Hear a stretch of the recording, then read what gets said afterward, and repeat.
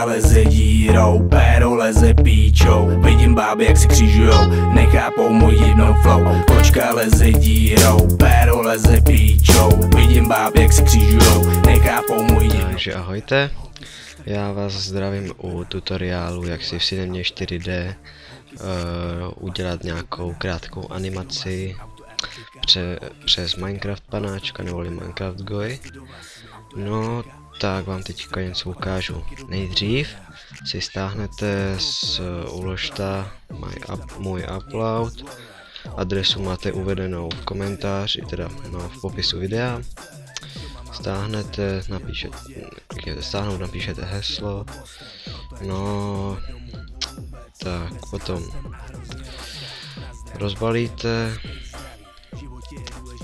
buď si otevřete rovnou Cinemu, anebo otevřete rovnou tento projekt. Nemusí se stát, že vám to, teď se to povedlo, nemusí se stát, že vám to někdy na poprvé načtete tady tu texturu, tak si kliknete pravým a dáte nahrát textury, po případě to máte napsané v angličtině, tak druhé z vrchu. No, dobré aktualizace. Tak, třeba, co uděláme? Animuje se tak, že si pojedete, tady máte osu, můžete tady otevřít blbost. Tady máte osu, na které vlastně časově to jsou snímky. Tak si ještě, pokud nevíte, tak si nastavíme vlastně výchozí video, kterém to bude vycházet.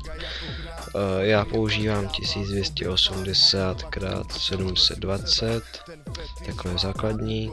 Snímky potom dopíšete, to na to nesmíte zapomenout, jak vám to udělá jenom jeden. Rychlost přehrávání ve snímcích za sekundu doporučuji 30, ale když to bude víc, tak by to nemělo vadit. Formát, nesmí tam být to nějaký obrázek, dáte tam AVI film, aby to bylo video, 8bitový kanál, to je všechno. Tak, teďka to vypadá nějak takhle v reálu, když to při renderování, takže my tam přidáme nějaké světlo, nějakou podlahu, aby to vypadalo. No, tak jdeme na to. Takže světlo přidáme. Tady buď dáte oblohu popředí, buď dáte světlo, nebo dáte třeba kuželové světlo, a nebo ještě můžete zkoušet různě. Já dám pouze světlo, tady vidíte, jak se vám to zobrazuje různě, vypadá debilně, no tak jo. Tak. Tady si můžete nastavit, aby to nevypadalo. Tady se podívat, jak to vypadá, když tady po případě nevidíte, error. Těsně vedle, takže tady, když to nastavíte tak z bloku, tak vlastně bude světlo z bloku. A teďka k animaci. Když chcete animovat, tak si zaškrtnete tohle tlačítko, to znamená, že vám to bude pokaždé, když s objektem pohnete, tak vám to zaznamená automaticky ten pohyb a nemusíte vlastně udělat třeba 30 snímků, to je sekunda, a klik na snímek, ale stačí, bude vám to vlastně dělat automaticky. Teď si otevřete charakter, tam dáte root, otevře si tohle a tohle je vlastně pohyb celý toho panáčka. My tady nemáme lokty, jako tyhle klouby, ale to nevadí, takže když budu chtít třeba, aby mával, ježiš, kostru já nechci, to udělá bordel určitě nějaký, no co jsem říkal. Takže nám stačí pouze třeba tady to tlačítko, to se otáčení, vlastně rotace, tady máte pohyb, ale to potřebovat fakt nebudete, tady tohle. Stačí rotace, na pohyb rukou, vlastně končetin. No a když chcete zvednout třeba ruku nahoru, tak určitě neuděláte do pytle, blbý error. Tak určitě nebudete dělat rovnou tady, co to sakra, jaký error, počkejte, left down, Tak jo, tohle nechápu. Dobře, dostali jste mě.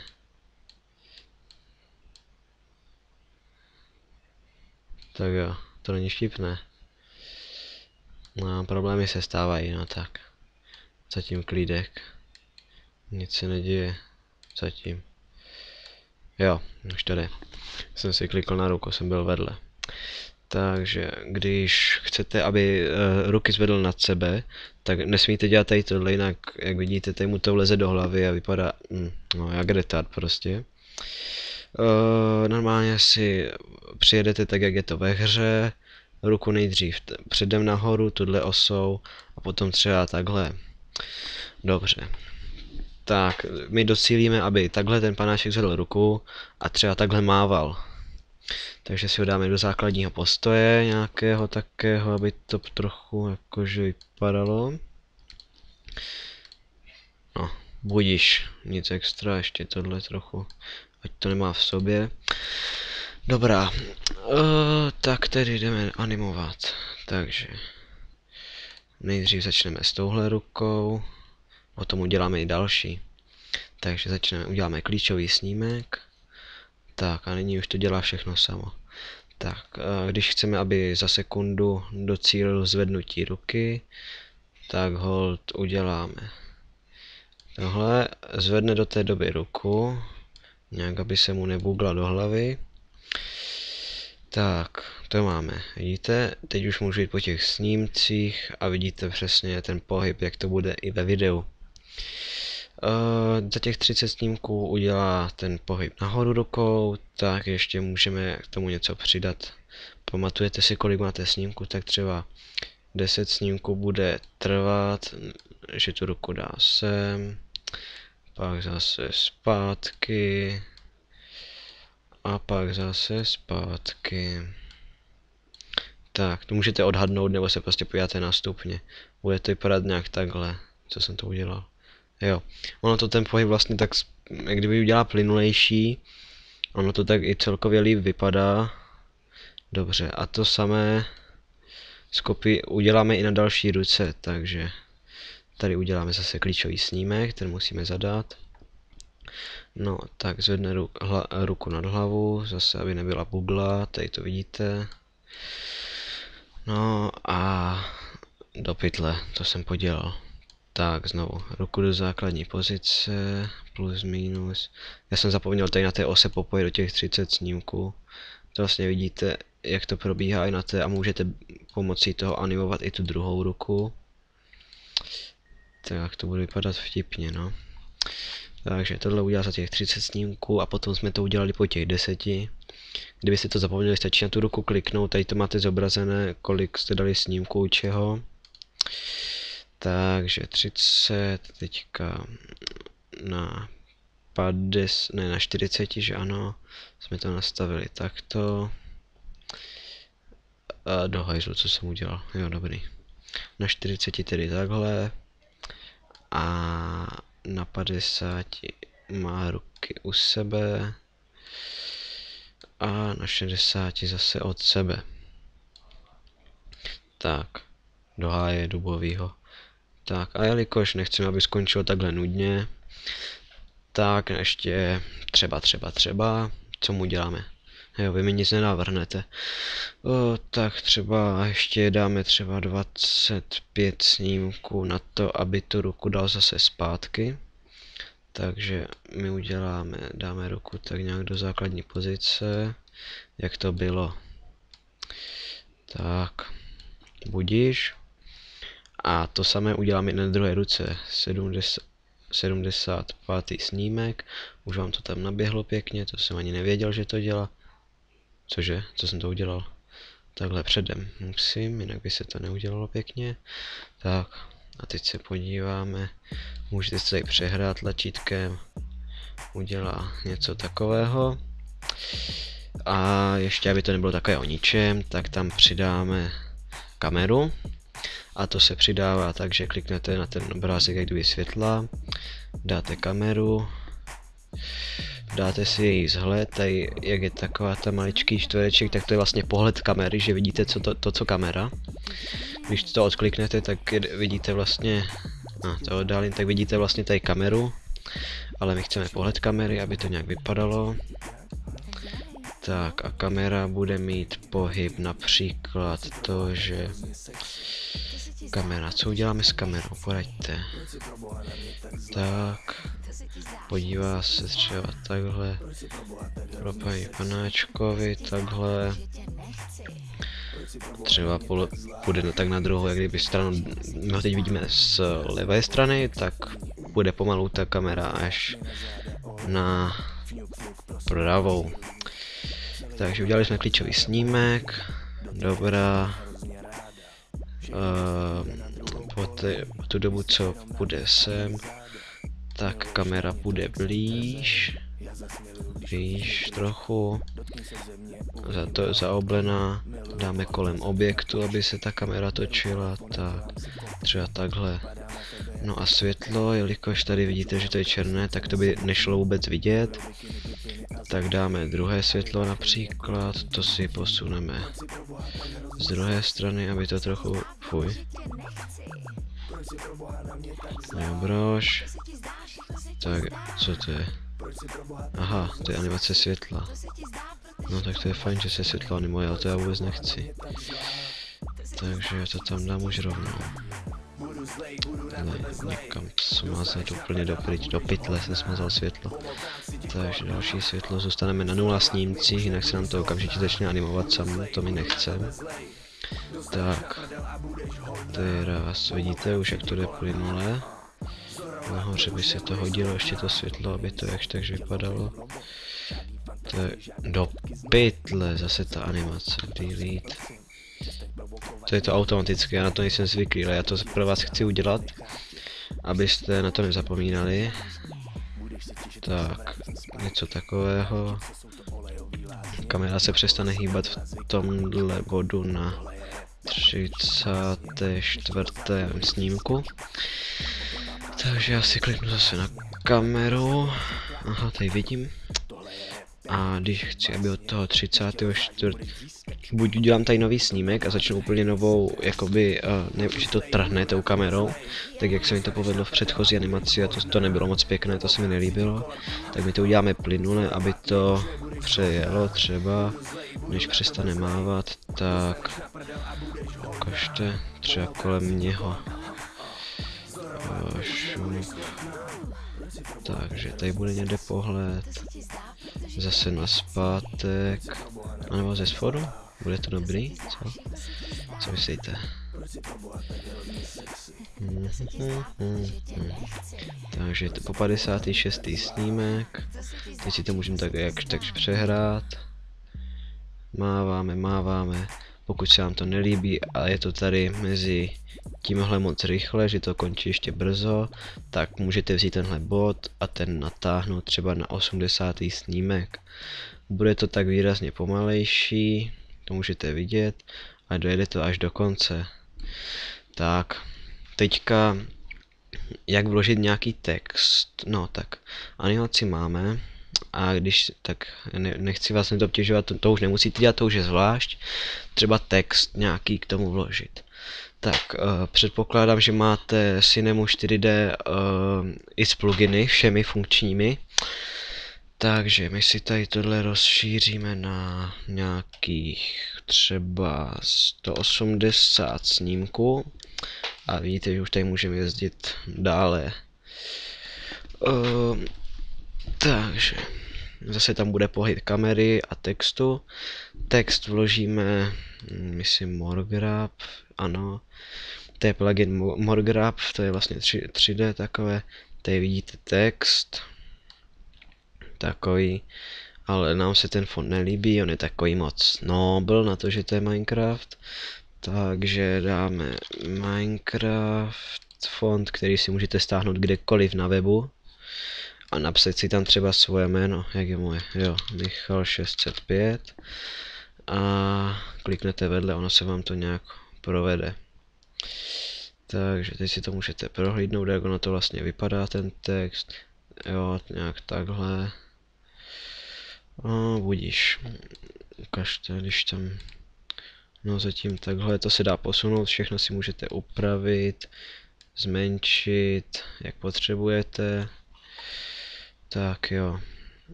Ukažte. Kde mám, jo, tohle. Taky nejsem zrovna nějaký dokonalý, tak se mi nesmějte, jo, budu rád. Ježíš, co jsem to provedl. Jo, klíčový snímek, ten patří na začátek. Já vám dám tenhle odstranit, tlačítko delete nám postačí. Co jsem udělal? No tak tlačítko Z by mělo všechno spravit, ano, tak to má být. To animuju toho panáčka nebo co? Ne, ten text? A to hodím takhle a nazdar. Tak jo. Jo, to je dobrý. Tak, tohle si můžeme posunout nějak před panáčka třeba.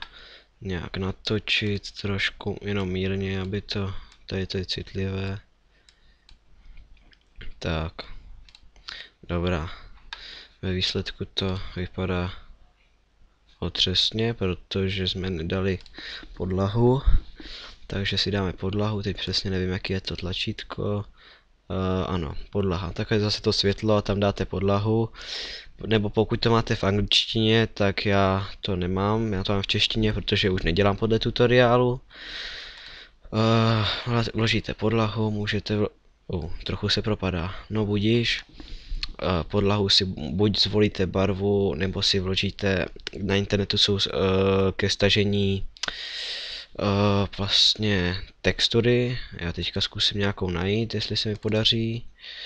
Tak jo, textura, barva, textura, to mělo být tady někde v ploše, bla bla bla bla bla. Tak, tady tahle to není, to je vlastně toho panáčka, tady by to mohla být nějaká textura, no, tak teda nic extra, ale můžeme použít teda tu cihlovou, ano, chceme použít, tady dáte, ne MIP, ale dáte žádnou, aby to nebylo rozmazané. A to je všechno. Odlesk můžete vypnout, aby se vám to nějak nelesklo blbě. Buď přetáhnete rovnou na ten objekt, anebo přetáhnete tady na tu podlahu. Ukážte, podíváme se, jak to vypadá. No, tak, to by se mi stavět nechtělo. Tak si ten Minecraft, toho Michala 605, ten nápis trochu posuneme do výšky. Takhle. A dáme tomu texturu třeba tu ze dřeva, co jste viděli. Protože se mi bude lehce hledat. Takže, to je lehký. Dobrý, ano. Žádné, že ano. A takhle. Zase můžete přesunout buď na text, teďka pro změnu zase přesuneme na objekt. A vypadá to děsivě. To ještě spravíme, nebojte, nemusíte se bát. Tohle posuneme dopředu. To vypadá fakt otřesně. A proto tady máme nastavení textury, že ano. A my tam můžeme dát interpolace kruhová. Ne, to jsme nechtěli. Čtvercová. Prostě tak, která se bude líbit. Můžete různě testovat. To jsem udělal. Sakra. To jsem nechcel. Ukažte, cyklický. Co je to? Nevím. Prostě jsem to podělal asi. Čtvercová, alias 1. Je pořádně rozmazané, co? Tak jo, my chceme žádnou. A bude to tady někde v jiném nastavení. Kde to je iluminace, velikost materiál 64x64, výchozí. Přidělení, MO text, možná je to v nastavení textu, mezi žádné vody, přirozené, ještě jak to vypadá, fuj, jednoduché, ještě jak to vypadá, fuj, adaptivní, to není, fuj, to je hnus všechno. Takže já si najdu rovnou texturu. Aha, tady je to. My použijeme kubickou nebo cylindrickou. To pytle, to je špatná. Ctrl Z. Špatná textura, tady je to. Projekce. Sférická, ta vypadá vlastně. No tak, vypadá to zajímavé, to je hodně zvětšené. ale to se dá všechno zmenšit jako různě, jak potřebujete. Kompletně na ty bodíky, ale to my nechceme, vrátíme to zpátky. A dáme tam cylindrickou, to už vypadá trochu líp, musím říct. A nebo ještě se dá využít kubická, to je vlastně už i s tímto. Já bych tam nechal třeba tuhle. A s tou texturou si samozřejmě ještě můžete hrát. Tady, když to dám, tak tam můžete hodit třeba záření. Tady vám to vybere automatickou barvu, ale to se mi zdá, že to trošičku moc září. Ubrat trošičku. Aha, tak zase tak moc ne. Dobře, křížek. Tady vám to zobrazí, když se to vyrendruje. Ono to vypadá zajímavě teda. A když k tomu chcete dodat ještě nějaký efekt, když se to bude pohybovat. Takhle to nějak moc dobře teda jsem to trošičku poserinkal. No tak, vám se to snad takhle nepodaří zmrvit. Můžete samozřejmě ještě nějak dáte do výšky a nasimulujeme, já nevím, aby to spadlo třeba dolů na ty cihly. Takže klikneme na ten text, tam dáme vlastnosti dynamiky a dáme dynamické těleso. Teďka, jak budu pohybovat tím, tak uvidíte, jak to bude. Jo, takže já jsem sice tomu dal dynamické těleso, ale nedal jsem podlaze dynamické těleso, takže se to propadá. Takže vlastnosti dynamické těleso. Ale jakože je to podlaha, tak by neměla spadnout dolů taky zároveň s tím textem. Ale mělo by se to odrazit. Jo, to vypadá líp. Ukažte. Jo, určitě líp než předtím. Dobře, takže my si ještě nasimulujeme kameru. Tady to je fakt otřesné, to musíte uznat.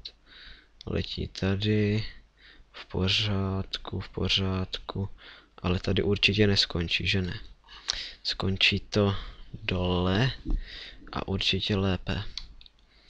Takže já si nasměru na Minecraft panáčika a půjdu tomu takhle blíž a takhle doleva. Tak jo, tady to máte automaticky, takže to přehrát, ano. Tak vám pěkně zamával, no vidíte, jste šťastní. Dobrá, zvuky si můžete dodat v Sony Vegas, to vám třeba hodím v dalším tutoriálu, pokud budete chtít. No, to je všechno. A víte co? Ještě ne, to není všechno. Ještě uděláme, aby panačkovi vybuchla hlava. Ne, tak drastičtí nebudem. Vybuchne text. Takže tady kliknete na vlastně materiály, buď dáte explozi FX, anebo rozbití. Ukážte, rozbití jsem neskoušel, to může být zajímavé. Rozbití a hodíme to do toho textu. Dobře. Rozbije se to, když to spadne, když to šlahne o zem, co myslíte? Aha, nerozbije, jsem naštvaný. Takže rozbití se dá tady v síle definovat, to se vám takhle pěkně rozpadne, ale to bude lepší, až když to dopadne. Tak aby se to začalo nějak rozbíjet a ono si to spadne na... No, to vypadá dobře, ukažte. Když to bude rozbité, dám to zobrazit.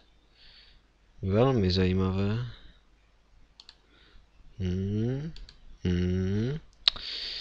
No, dobrá, to bychom mohli použít. Ale to nepůjde moc dlouho vidět, když si přihraje to video, tak to začne stejma vlastně. Ale to se dá ještě spravit, že se to složí samo, třeba od tohohle bodíku. Tady určíte bod a třeba během těch 75, no nějakých 25 snímků se to zase složí, dáte sílu 0 a ono se vám to už nějak zařídí. 9, já jsem tady udělal snímek klíčový, ne? Sakra už. Takže, to jsme nechtěli, zase dynamicky, nesmíme se vracet zpátky.